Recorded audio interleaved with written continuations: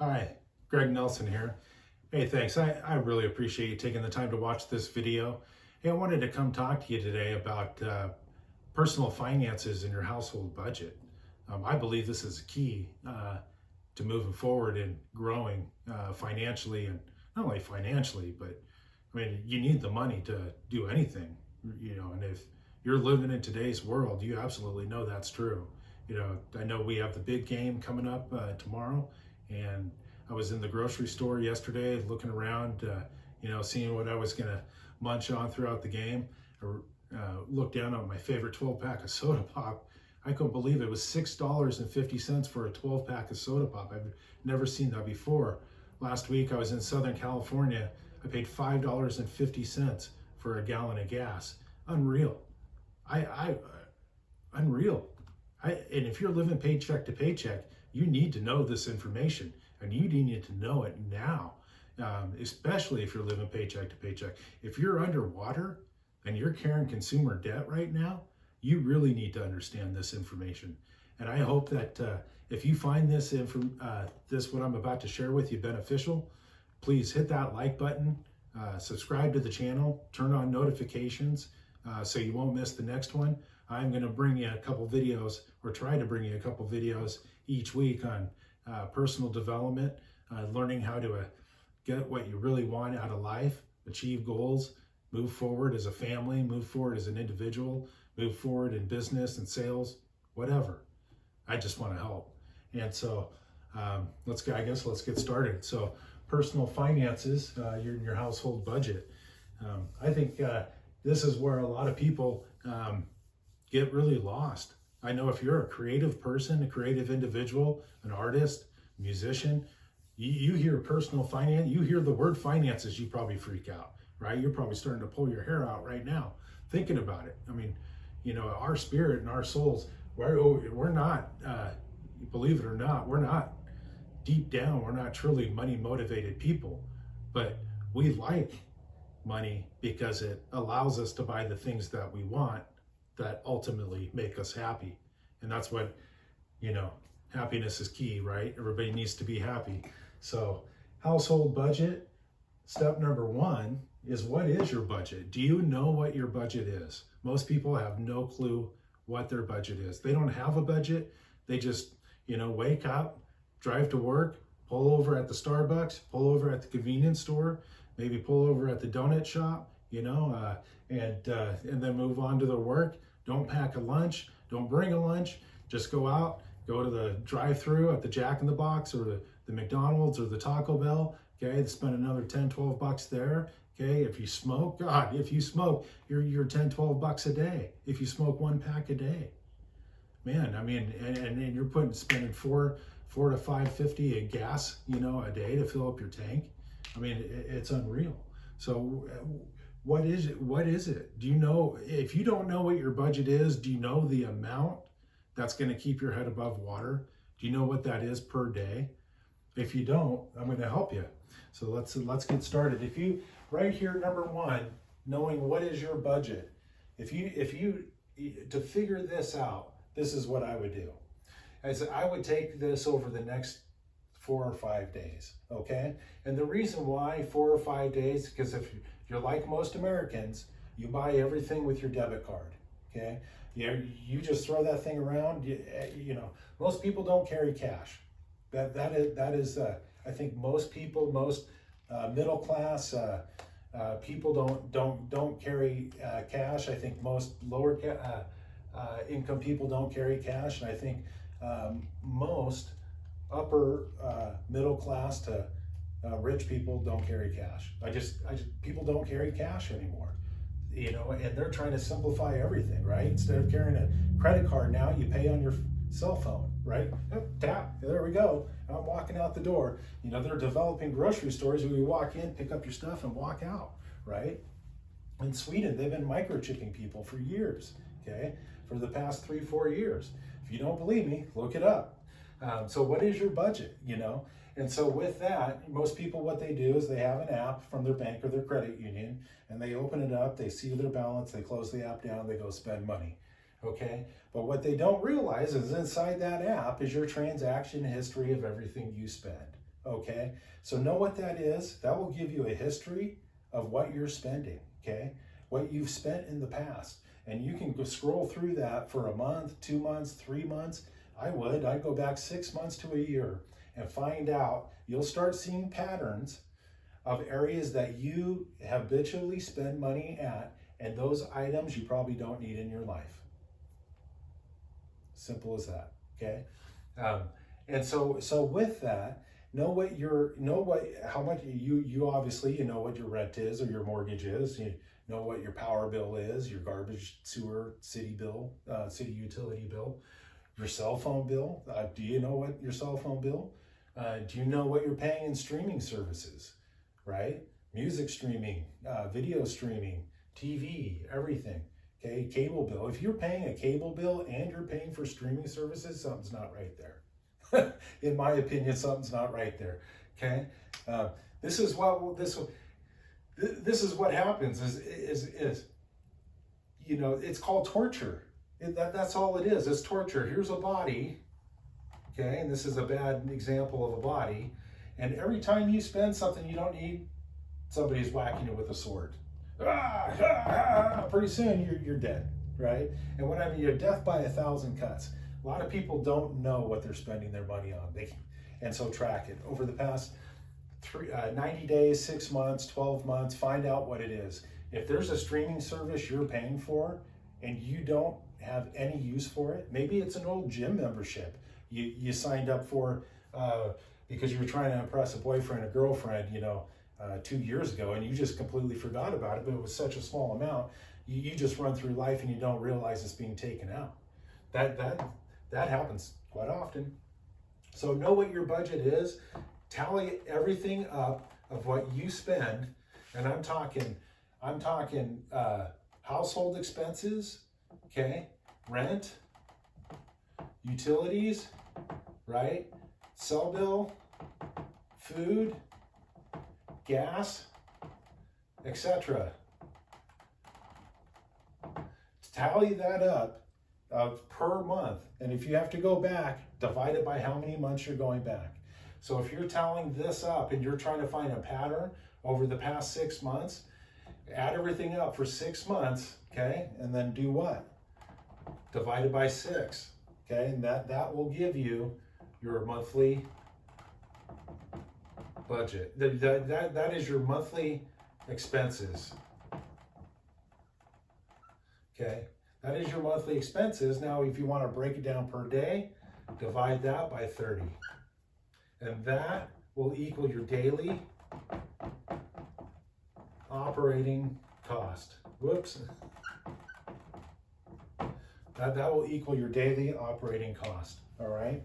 So once you have that figured out, what it is, okay, how much money is coming into the house? How much money is coming into the house? Okay, so you have your income, subtract your outgoing, and then that will tell you how much money you can allot to set aside or to invest or to do whatever. What I would do is, if you're living paycheck to paycheck and you do not have a savings account, save 6 months of your monthly outgoing expenses. Save 6 months of your monthly outgoing expenses. After you get that saved, start multiplying your money. Start putting your money to work for you. And there's many avenues and there's many places right now that you could do that and have good gains for the future.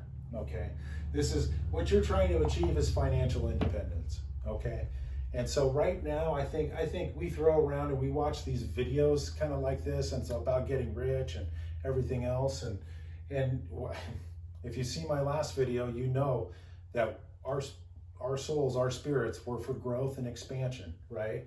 Where everybody wants to move forward. Everybody wants to hit the next level. Everybody wants to get their head above water. I did a Google search today. The average U.S. household with debt owes $1 $155,622. The average. So you know there's people with no debt, there's people with a lot less debt than that, and there's people with a lot more debt than that. But on the average, 155,000. Okay? When I see a number like that, you know, I mean, credit cards, student loans, consumer debt, man, consumer debt. How much consumer debt do you have and how quickly do you want to get out? So what I would do is right now, you know, you want to save 6 months, maybe until you can get that, you pay this down, which will allow you to save 6 months of income. So whatever your outgoing is, if you're in a deficit situation, do everything you can to get out of debt as quickly as possible. Consumer debt. So what's your budget? Okay, so now let's say you have no debt, you're debt free, but your income is matching your outgoing. Well, when you look at your transaction history and you find those patterns, you'll start eliminating and you'll find out what's really important in life. Make this a game, okay? Don't think of this as a drudgery of something that you have to do. Have fun with this, man, because once you figure this out, this is the basis for everything. Everything. And then all of a sudden, you're waking up in the morning not going, oh, I gotta go to work. You're going, man, I gotta go sell something. I want to go to work, right? I want to go get it, okay? And that everybody wants to feel like that. We want more of those good days than we want bad days. And the quicker you can figure this out and get your finances in line, the quicker you're going to be there, okay? So we've done this. So now we know what our budget is. We know where the money's going. Now, who's in charge of the money? Who's in charge of the household expenses? And is it balanced? Okay? I believe if you're a husband and wife, and what a lot of guys do, is they'll go out to work. I'm the breadwinner. I'm going to go out to work, and they forget their wife's working too. We're human, right? They forget their wife's working too, and she's doing the best she can to help out the household budget, right? We forget about that. So what most guys do is they pawn off, and they're not good with numbers. You know, I'm not good with numbers, but I have a calculator, and I sometimes I have to hit that C button, that cancel button, a few times to make sure I put in the numbers right. Okay, there you go. But I figured it out, and you can too. Well, what most guys do is they hand that over to their spouse. They go, hey, honey. They balance the checkbook, pay the bills. Okay, I'm going to go crush the rocks and build the houses, or go sell the cars and the real estate and insurance and whatever. I think a family, husband and wife, need to do this together. I don't put that kind of weight on your spouse's shoulders. Do it together. And if you're an individual, commit the time and spend time doing this. Okay, anything worthwhile in life, you need to put the time into it and the hard work into it. And if you want to get your finances right, you need to put hard work into this. These are simple formulas, but breaking your regular routine and your daily habits is not simple. It's going to be a struggle. But as I said yesterday, the fear stops us. The fear of change, the fear of not walking around in winter in that brand new, Patagonia coat, right? Not being seen in the best pair of jeans or the newest car, or talking on the latest iPhone. The fact of the matter is, nobody cares. Nobody cares. Okay, and you shouldn't either. And I like nice things. I really do. I mean, most people, I think, want nice things in life, but I like financial independence more than I like a lot of nice things. I live a very simple life, okay? And it's not because I don't want nice things in life. It's because I like financial independence and I like having my money right more than I like, cool coats and jackets and stuff. So anyway, balance it together, or if you're an individual, spend the time and balance your own checkbook. If you do not know how to do this, okay, if you have a checking account, a lot of times you open a checking account, they send you a box or a bag of checks for free. Okay, nobody uses checks anymore. We know this, but there's something very important that's in that box of checks or that bag of checks, and maybe you have a office or a corner that you throw all your paper into, you know, your mail and stuff, or maybe file it correctly like you should, and pull that out. Go through that. In there will be a checkbook register. If you don't have those checks laying around with a checkbook register, you can walk into your local bank or your local credit union branch and ask, may I please have a checkbook register? They will give you one, probably for free. It's as simple as that. If you don't even have that, or you don't like going into banks and talking to people, this is a phenomenal tool. This is a notepad, and this notepad has lines in it. And I like the yellow legal notepad because it has a red margin on the side. And so if you're using this, and I'll kind of write this out because it's hard to see that, but if you're using that, let's just say this is your notepad. We're going to tell you right now how to balance your checking account. Okay? You have your margin, you got your lines.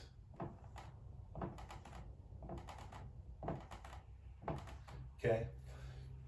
Now the reason why I said you're going to take 4 to 5 days, probably a business week, to figure out if you don't know what your actual checking account balance is right now, or your bank account balance is, wait 4 to 5 days. The reason why you want to wait 4 to 5 days is if you've been running around town and throwing your debit card around and stuff, and you've noticed this pattern of places that you go spend money to. Maybe you walk in, there's other places you don't. Companies, convenience stores, restaurants, clothing companies, stores, places of business, places you shop online, they use credit card machines and terminals. And that they have to batch that credit card terminal out. Good companies will do it nightly, okay? Sometimes I've even heard of companies doing it twice a day. They take their credit card machines out, they batch them out, or every time a cashier comes in and works that, when they're done, they batch that out, okay? Some companies, they don't batch it out for 2 or 3 days, sometimes a week. And so all their transactions, they've been piling up on their debit and their credit cards. They haven't batched that out yet, okay? So once they batch that out, so wait 4 to 5 days, you'll see that there's probably, what you see in your checking account is probably a little bit lower than that, all right? So whatever that is, let's just say it's $1,000. Put $1,000 in the very top line, okay? Every time you go spend something, every time you go to the convenience store, the gas station, the grocery store, write down what it is. Write down where it is. Say it's grocery. And say you spent 50 bucks, okay? Now, the next line, take that, now you got $9,050. See? Mathematician, right? I gotta tell you, a mathematician using my magic wand. So now you got your grocery, now you go get gas in the car. And let's say you drive a third row seat SUV or minivan or big truck, and you just got to get around for a few days, so you spend another $50. Now you're $900. You see how that is? And now you're taking an account of every dollar you spend, and do this until this becomes a habit. Pretty soon, you'll be able to do this in your head. And if you and your wife both have access, and you should, to the same checking account, okay, you need to do this. You need to sit down every evening to have a little discussion, just a couple minute discussion. Hey, did you spend any money today? Where'd you spend it? Maybe keep your checkbook register in the house and keep an account of where you spent the money and how much you spent, okay? Let's say you pay your rent, okay? Well, you're probably not paying rent if you got 900 bucks, but especially not maybe in the Midwest. And that's no dig on the Midwest. I'm just saying, it's expensive to live on the West Coast. anywhere where there's a coast, really, for that matter. It's expensive to live, period. So get your income up. So now we're both doing it together. Who's in charge, and now we're balancing this out. Do this again for 90, try to do it for 90 days. I believe that you do something every day for 90 days, you develop a habit. And that's what we want. We want to start developing good habits and start dropping the habits that don't benefit us, that actually hurt us. Okay, so we figure it out. Oh gosh, you know what? I go get coffee every day, or 5 days a week, and I spend $5. It's $25 a day, or $25 a week. That's $100 a month right there. If you bought a $5 coffee 5 days a week, that's $100 a month. $100 a month, man, can go to a lot of good, a lot more than coffee. I live in the Pacific Northwest. I absolutely love coffee. I drink a lot of coffee, but guess what? Where I get my coffee, I don't get it at the coffee store. I get it in the kitchen, and I have I don't even have the corrupt cups. I use the old-fashioned, pour the grounds into a filter, pour water, hit brew. And I got to tell you, $85 a day. Okay, get a travel mug. Get a travel mug, and that's what I would say. Cut out. And I look, not forever. Am I against coffee shops? No, not at all. I love coffee shops. I love gourmet coffee. I love espresso. I love espresso straight. Okay, if I could put straight espresso into an IV drip, I probably would. But anyway, pause it for a while till you get your finances straight, and then go to the coffee shop on Sunday with your husband or your wife or your kids. Take them, all that money you save from not buying coffee, take everybody to Starbucks. Get the kids hot cocos, and you guys get your favorite drink. Reward yourself. Okay. So now we're eliminating everything, how to reduce the money spent and increase the budget. So that's what this is. That's the result of these three things right here. And that's what we're reducing the money spent, and we're increasing our budget. What do I mean by increasing your budget? Let's say you have no debt. Okay. If you're in debt, first of all, if you have consumer debt, and most people do, this right here, this is your best friend. Your checkbook register is your best friend. Stop using your credit card for a while. Stop it. Okay. Stop it. Like I said, I don't think all debt is bad. Just don't. And then, so what you're going to do is, if you have any money left over at the end of the month, okay, if you don't, start canceling stuff temporarily. Grant Cardone's a great teacher, and if you're in sales, I guarantee you've heard of Grant Cardone. If you follow him the way I follow him, he does not like the word savings. He doesn't. It's his fund. It's a fund, right? It's an account that he's building. Okay.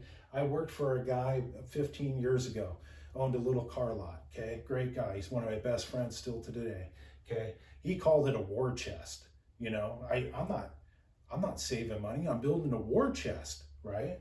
What's he building the war chest for? He's building that to go find the right vehicles to buy so he can make more money on them, right? That's the point, okay? And so that's what you're going to do with your budget. You find that you got, let's say you take in $3,000 a month. 15 of that is expenses, okay? That leaves you with $1,500, okay?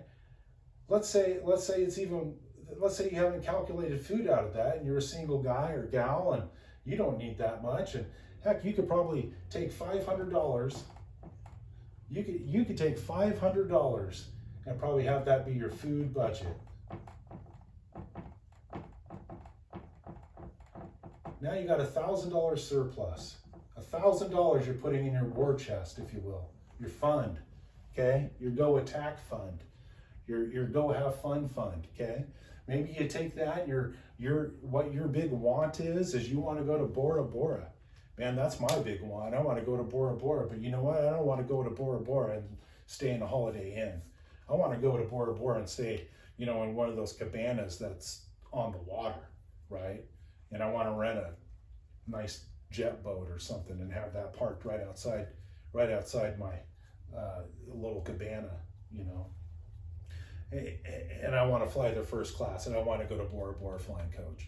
So right now, what am I doing? I'm building up my war chest, my Bora Bora war chest, right? To go to Bora Bora and have an amazing time and an experience that, I'll tell you what, you go on vacation and you do it right, the experience you get from that vacation is going to be better than if you do it on a budget, if you do it on a tight budget, okay? Your budget should be for your household. And when you go and take a vacation, you and your wife and your family, you take them, you need to do it first class. You need your kids to experience what it is like staying in the best hotels, right? Getting the best pass at the amusement park. Your kids need to experience that. The more they see that, mom and dad, spending money and getting their budget right, all of a sudden kids lead with their eyeballs in their ears. Okay, they learn with their eyeballs and their ears, and you're their example. So what if you're a parent and your budgets, get your budget right. Get your budget right, your kids will thank you, and trust me, you'll go through life, you'll go through your day with your head held up that much higher. You really will. And so now we're back. We got $1,000 in our war chest, right? So we got $1,000 in our war chest, and we're going to start building that up. And every month, we're not going to touch that. We're not going to touch that until we get what? We're out of debt, remember. So now we don't have to worry about paying. If you're in debt, this $1,000, what I would do is I would take something and I would park it to the side. Maybe it's $1,000, maybe it's $15, something small, something that where if your car breaks down or whatever, you don't have to go into debt for it, right? Because that's only at this point, if you're living paycheck to paycheck and you got to go in debt, that's going to cost you. That's going to hurt you for a long time into the future. And we don't realize those credit card, every time we swipe that credit card, what it's doing to our future. Get out of debt consumer debt as quickly as possible. Start building up your war chest. Now we got $1,000. We're either paying down our debt or we're putting that in our war chest until we get 6 months income or expenditures, outgoing. 6 months outgoing. Once you have that, the world is your oyster. You can do whatever you want. Once you have that, you got financial independence. And we think of financial independence as having millions of dollars. Financial independence is knowing that you could survive if the world falls apart. And that right there is what your household budget is all about. Okay? These 4 simple steps and all my rambling, I hope really helped. Thank you for taking the time to watch this video. I truly hope this helps you with your household budget and your personal finances. If you enjoyed this video or you think there's somebody else who would find this very useful and would help them to get their personal finances and their household budget in line, please share it with them and hit the like button, subscribe to the channel. We'll talk to you soon.